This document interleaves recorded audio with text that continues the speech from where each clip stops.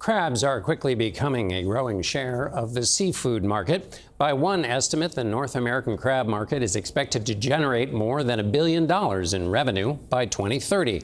But crab season in Northern California is under threat due to the dangers posed to migrating whales. In tonight's In Depth, CBS's Elizabeth Cook reports on an innovative solution. San Francisco's Fisherman's Wharf, known to many as a tourist attraction, harbors a small fleet of fishing boats that might otherwise be catching crabs this time of year.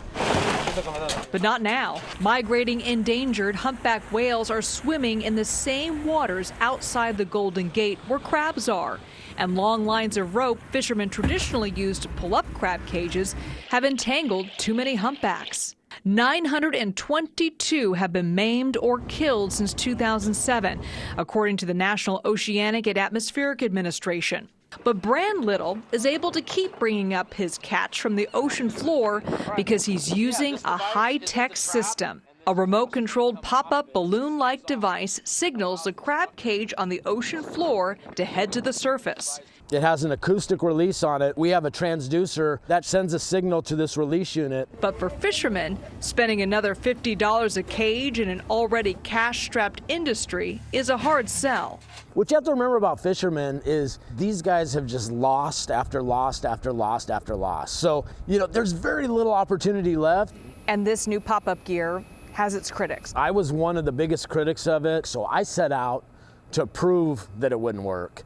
And I kind of had to eat a little bit of crow because after I did it, I said, wait a minute, this might work. For 3 years now, Brand Little heads out at midnight under the Golden Gate Bridge to retrieve his catch. He says he's not injured a single humpback whale. The pop-up technology he's using is sponsored by California's Department of Fish and Wildlife that regulates the crab fishing season. This year we shortened it given the heightened risk of migrating whales coming back up the coast. Chuck Bonham is California's Department of Fish and Wildlife Director. You're the guy that gets to decide when the season begins and when it ends.